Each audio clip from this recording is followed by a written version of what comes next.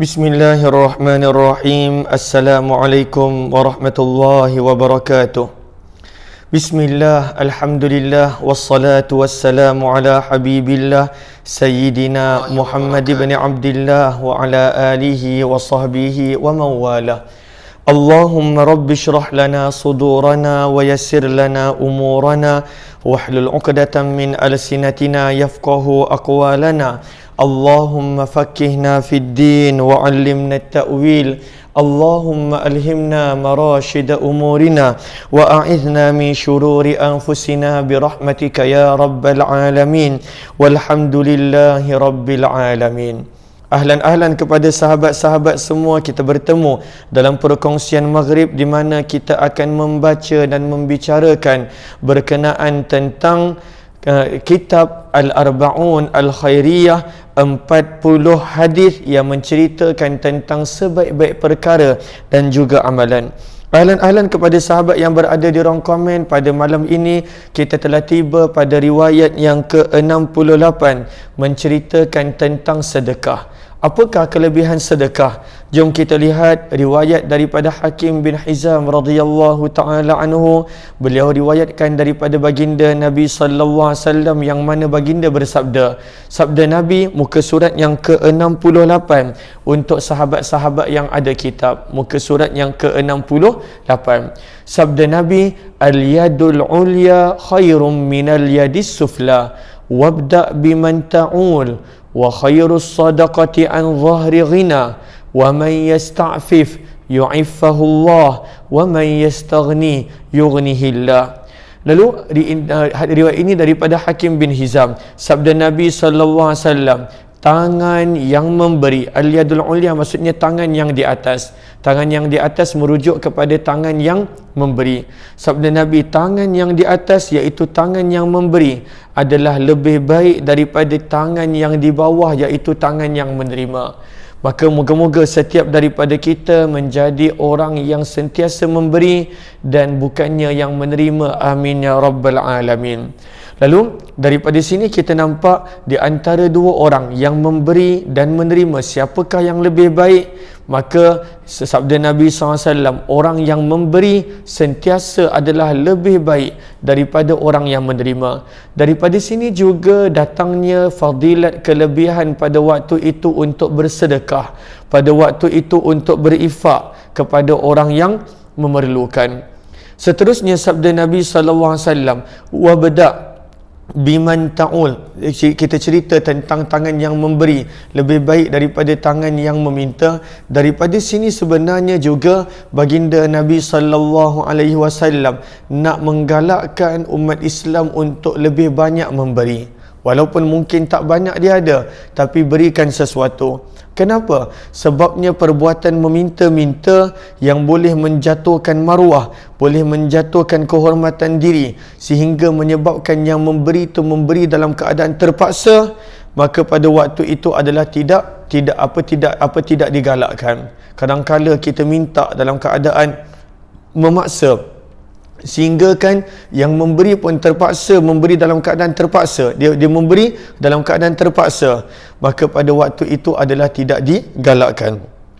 Bahkan kata Al-Fadhil Ustaz Hazri Hashim adalah haram. Bagaimana kadang-kala dahulu ketika mana ada yang meminta, maka pada waktu itu Allahumma salli ala Sayyidina Muhammad, ada orang sampai pada waktu itu halang kereta ataupun halang laluan, sampaikan orang tu terpaksa memberi, maka peminta yang pada waktu itu melakukan sesuatu sehingga seseorang pada waktu itu terpaksa memberi dalam keadaan dia tidak redha, maka hukumnya adalah haram. Namun apabila seseorang itu diberi tanpa diminta-minta,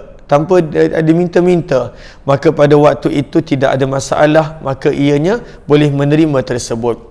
Lalu sebab itu sabda Nabi SAW tentang kelebihan sedekah di sini. Nabi SAW sebut memberi lebih baik. Sebab itu dibawakan dalam tajuk kitab ini, memberi lebih baik daripada menerima. Sabda Nabi SAW, wabda' biman ta'ul, dan Allahumma salli ala Sayyidina Muhammad, sebaik-baik sedekah. Sebentar, okey. dan mulalah daripada orang yang menjadi tanggunganmu. Apakah maksud dari riwayat ini? Bahawa ketika mana kita nak memberi sedekah, walaupun tak ada masalah untuk berikan sedekah kepada yang jauh, kepada yang tak ada talian kekeluargaan, namun sabda Nabi, kalaulah nak bersedekah, nak berinfak, wabda' biman ta'ul, mulalah daripada orang yang dekat dengan kamu. Daripada sini juga kita nampak bahawa sedekah yang diberikan kepada keluarga pahalanya berganda. Pahala sedekah pun dia dapat, pahala silaturrahim pun dia akan dapat. Dan selain daripada itu, untuk ahli keluarga yang terdekat adanya kewajipan nafkah yang kita panggil. Lalu dalam keadaan kita banyak bersedekah, banyak memberi, jangan lupa ada juga yang wajib, itulah dia memberi nafkah kepada pasangan, kepada anak, bahkan kepada orang tua, bahkan orang yang berada di bawah tanggungjawab kita. Sabda Nabi SAW yang ketiga, barang siapa menjaga kehormatan dirinya dengan tidak meminta-minta, walaupun dia memerlukan, tetapi dia isti'faf, dia menjaga kehormatan dirinya daripada meminta-minta. Sabda Nabi SAW, maka Allah akan menjaganya kelak. Allah akan selesaikan masalahnya walaupun selepas beberapa ketika. Dan yang keempat, barang siapa yang merasa cukup, maka Allah akan berikan kecukupan padanya. Walaupun dia ada sedikit, tetapi dia merasa cukup, Allah akan mencukupkan keperluan dia. Maka daripada sini, Allahumma salli ala Sayyidina Muhammad. Okey, ada sesuatu yang saya tertinggal. Dan sebaik-baik sedekah adalah yang dikeluarkan daripada orang yang mampu. Ini juga poin yang sangat penting. Wa khairus sadaqah an zahri ghina. Jangan pula kita sendiri tak mampu, kita bagi sedekah. Sebab itu dalam perbincangan fiqh disebut makruh untuk bersedekah benda yang memang kita perlukan. Makruh. Kenapa? Sebab pada waktu itu akan ada kemungkinan kita pula terpaksa meminta-minta. Maka bila kita memerlukan, makruh pada waktu itu untuk bersedekah perkara tersebut. Sebab itu sabda Nabi SAW, sebaik-baik sedekah an zahri ghina, bila pada waktu itu kita mencukupi, keperluan kita mencukupi, kita takkan sampai meminta-minta. Sebab itu ketika mana Sa'ad bin Abi Waqqas jatuh sakit di Mekah dan dia minta izin kepada Nabi untuk disedekahkan seluruh hartanya, kerana waktu itu dia hanya ada seorang anak perempuan. Nabi kata banyak, tak boleh. Dia minta 2/3, Nabi kata banyak, tak boleh. Kemudian dia pada waktu itu minta 1/3 untuk disedekahkan, pun Nabi kata as-sulus was-sulusu kathir, 1/3 pun masih banyak. Adalah lebih baik kamu meninggalkan keluarga kamu dalam keadaan berharta, itu lebih baik daripada kamu meninggalkan mereka dalam keadaan alah, miskin, yatakaffafunan nas, meminta-minta kepada manusia.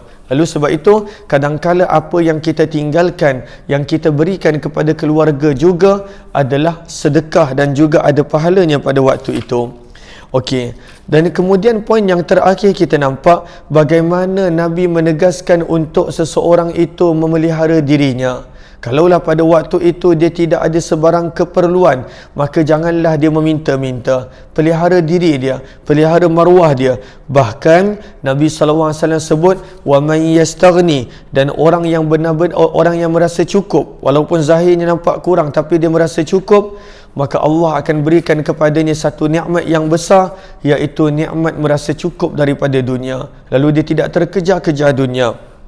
Sebaliknya, kalaulah seseorang itu pada waktu itu dia tidak ada sebarang keperluan, tetapi dia meminta-minta, maka dia akan diberikan pada waktu itu rasa tamak dan rasa tak pernah cukup. Maka daripada situ satunya, dia menipu manusia dengan keadaan dia tidak memerlukan, tetapi dia meminta-minta. Maka sebab itu sabda Nabi SAW, wa man yastaghni, dan orang yang merasa cukup, Allah akan mencukupkannya. Moga-moga Allah Subhanahu wa taala permudahkan segala urusan-urusan setiap daripada kita. Allah tunjukkan jalan keluar pada setiap kesulitan yang ada. Kemudian riwayat yang ke-12 ini menceritakan tentang kelebihan dua perkara, beri makan dan beri salam. Beri makan dan beri salam. Dua benda ini adalah benda yang Nabi SAW sangat tekankan. Lalu sebab itu, ketika mana kita berada dalam masyarakat, kita janganlah tunggu, kalaulah kita ada lebihan harta, janganlah tunggu orang datang minta baru bagi. Sebaik-baiknya kita sentiasa memberi makan, sentiasa membantu, sentiasa memberi makan. Lalu daripada sini kita nampak memberi makan dan mengucapkan salam. Hadis ini daripada Abdullah bin Amr radhiyallahu taala anhuma. Apakah beliau berkata? Beliau berkata, seorang lelaki telah bertanya kepada Nabi sallallahu alaihi wasallam, wahai Rasulullah, ayyul islami khair? Bagaimanakah akhlak Islam yang paling baik? Apakah akhlak Islam yang paling baik? Maka sabda Nabi sallallahu alaihi wasallam, tut'imut ta'am wa taqra'us salam ala man arafta wa man lam ta'rif. Akhlak Islam yang paling baik ada dua, sabda Nabi. Memberi makan kepada orang miskin.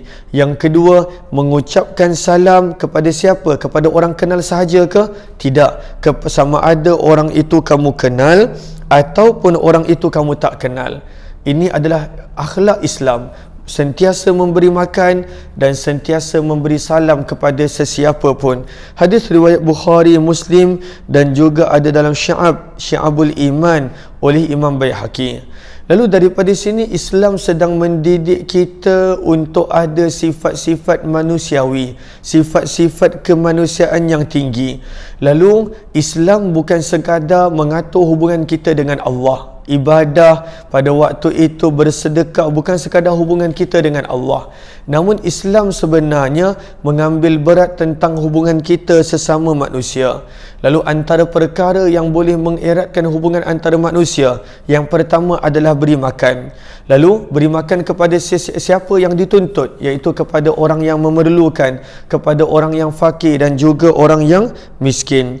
Kemudian kita nampak yang kedua adalah pada waktu itu membawa kesejahteraan dengan banyakkan memberi salam. Lalu beri salam, jumpa orang ni bagi salam, jumpa orang ni bagi salam. Walaupun orang nampak pelik, kenapa bagi salam? Adakah aku kenal dia? Tidak. Kita bagi salam bukan kerana kenal, sebab sabda Nabi, bagi salam kepada sesiapa pun sama ada kamu kenal ataupun tidak. Lalu moga-moga kita boleh amalkan dua amalan ini, sentiasa memberi makan walaupun apa yang kita mampu, tak perlu buat sesuatu yang di luar daripada kemampuan. Kita pun dah baca hadis yang ke-11 tadi, Nabi sebut sebaik-baik sedekah adalah apabila kita mampu. Kemudian riwayat yang ke-13, bagaimana Nabi mengajar kepada kita untuk berdamai dan menghubung eratkan silaturrahim. Lalu tadi antaranya adalah salam dan beri makan, tetapi itu akan menjadi satu permulaan yang baik untuk orang yang jauh daripada kita, yang tak kenal. Tapi antara orang yang kenal, kalau ada pergaduhan bagaimana? Kita mesti menjadi orang tengah untuk mendamaikan dan mengeratkan silaturrahim. Hadis ini daripada Abu Ayyub Al-Ansari radhiyallahu taala anhu, beliau berkata bahawa Nabi SAW bersabda, muka surat yang ke-76 untuk sahabat yang ada buku. Sabda Nabi SAW, la yahil, tidak halal bagi seorang Muslim meninggalkan saudaranya, maksudnya tak nak bertegur siapa, lebih daripada 3 hari. Lalu kedua-duanya bertemu, maka saling berpaling antara satu sama lain. Jangan begitu. Kalaulah tak nak bercakap pun sekurang-kurangnya beri salam. Sebab itu sabda Nabi, yang terbaik daripada dua orang yang sedang bergaduh ini adalah orang yang mula-mula memberi salam. Hadis riwayat Bukhari dan juga Muslim. Lalu daripada hadis ini apa yang kita nampak? Islam tak pernah melarang kita membenci seseorang secara total, secara mutlak. Sebab pada waktu itu Islam faham setiap orang dia ada pada waktu itu sebabnya. Contohnya orang yang kena zalim, maka pada waktu itu takkanlah dia nak suka kepada orang yang zalim kepadanya, dia akan ada rasa benci. Namun Islam pada waktu itu berikan masa 3 hari untuk manusia selesaikan salah faham di antara mereka, untuk pada waktu itu manusia redakan kemarahan dia. Dan apabila pada waktu itu sekurang-kurangnya berjumpa, jangan berpaling, bagilah salam. Tak nak bercakap pun tak mengapa, sekurang-kurangnya berilah salam. Dan daripada sini juga kita nampak, maka apabila seseorang itu dia tidak bertegur siapa lebih daripada 3 hari, maka amalan dia akan tertangguh dan tidak akan dibawa naik bertemu dengan Allah. Di manakah dalilnya? Hadis riwayat Muslim yang ada pada muka surat 78 ini, sabda Nabi SAW, tuftahu, pintu-pintu syurga dibuka setiap hari Isnin dan Khamis, lalu diampuni semua hamba-hamba yang tidak melakukan beberapa perkara. Hamba yang syirik akan diampun, yang tidak melakukan syirik akan diampunkan, minta Allah tersasul tadi. Yang kedua, orang yang mana sedang bermusuhan, maka pada waktu itu amalannya tidak akan dibawa naik. Lalu malaikat akan berkata, tangguhkanlah dahulu amalan orang yang sedang bertengkar, bergaduh ini, sehinggalah kedua-dua mereka berdamai. Lalu Alhamdulillah, hari ini kita belajar tentang sedekah, kita belajar tentang memberi makan dan juga salam, dan kita belajar untuk mengeratkan hubungan silaturrahim. Moga-moga bermanfaat kepada sahabat-sahabat yang mana telah ada buku ini, tahniah. Namun kalaulah ada yang ingin memiliki buku ini, maka boleh sahaja tekan link yang ada di ruang komen, iaitu pada nombor Vital Book Academy Center, insya-Allah. Sangat bagus untuk memiliki buku ini untuk kita ketahui amalan-amalan yang merupakan sebaik-baik amalan. Moga-moga bermanfaat. Kita jumpa pada pertemuan yang lain. Wabillahi taufiq wal hidayah. Assalamualaikum warahmatullahi wabarakatuh. Jazakumullahu khairan.